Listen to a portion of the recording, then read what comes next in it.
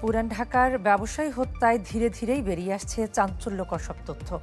Channel 24-এর অনুসন্ধানে মিলেছে যে ঘটনার 2 দিন আগেই সোহাগকে হত্যার পরিকল্পনা করা হয় সলিমুল্লাহ মেডিকেলের 4র্থ শ্রেণীর সরকারি কর্মচারী সমিতির কার্যালয়ে।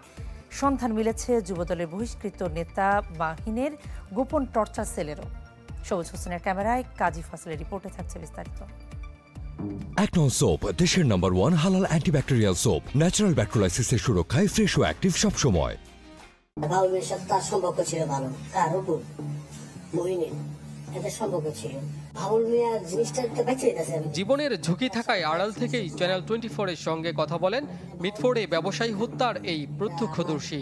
জানান সোহাগ হত্যার পরিকল্পনা হয় 2 দিন আগেই সলিমুল্লাহ মেডিকেলের 4র্থ শ্রেণী সরকারি কর্মচারী সমিতিতে। সেই বৈঠকে ছিলেন সমিতির সভাপতি মোজাফফর হোসেন বাবুলও।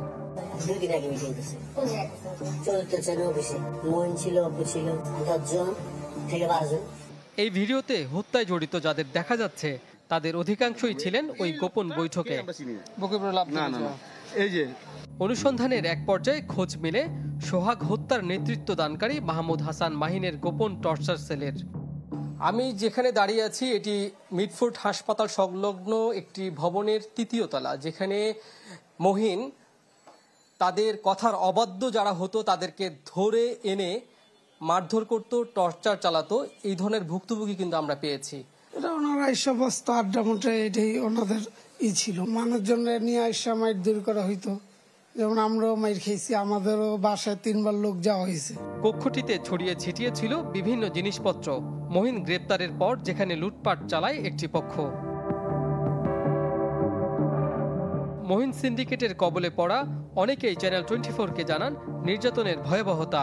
হাসপাতাল প্রাঙ্গণ থেকে শুরু করে ফুটপাত, দোকানপাট সবখানে ছিল তাদের দৌরাত্ম্য। কোনো দলের লোকে নাই, কাজ করি ভাত খাই, আমার কি অপরাধ তোরা আজকে আমার দোকানটা নিয়ে নি? আমি মহিনের ক্লাবে যাই ওর কাছে অনুরোধ করছি, অপু মহিন আবিজাবি জিনিস দিয়ে আমার বলে যে আমি ব্যবসা করি, আমি খাই, আমি এন করি তেন করি। আমার অনেক মার দিছে। আমার মালিকের যে এক বড় ভাই উনি গেছে পর, তারপর আমার মারামারি ছেড়ে দিছে। গণ অভ্যুত্থানের পর বহিষ্কৃত যুবদল নেতা মহিন ভুক্তভোগীদের আওয়ামী দোষর আখ্যা দিয়ে চালাতো নির্যাতন আর চাঁদাবাজি। আমাকে ব্ল্যাকমেল করছে, শুধু একটা কোনো এমপির সাথে না, কোনো মন্ত্রীর সাথে না, কোনো সাথে না, খালি পিছে আওয়ামী লীগের একটা ব্যানার। আমার বন্ধুটাকে মেরে আমাকে ফোন দিছে, তোকে মেরে ফেলবো।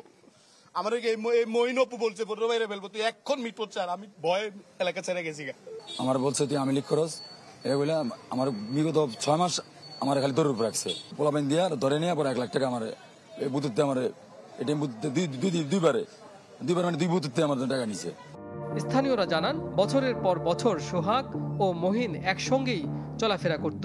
আধিপত্য ও বাগবাটোয়ারার দ্বন্দ্বে গেল 2 মাস ধরে দূরত্ব বাড়ে তাদের, যা শেষ পর্যন্ত গড়ায় নির্মম হত্যাকাণ্ডে। কাজী ফয়সাল, চ্যানেল 24, ঢাকা।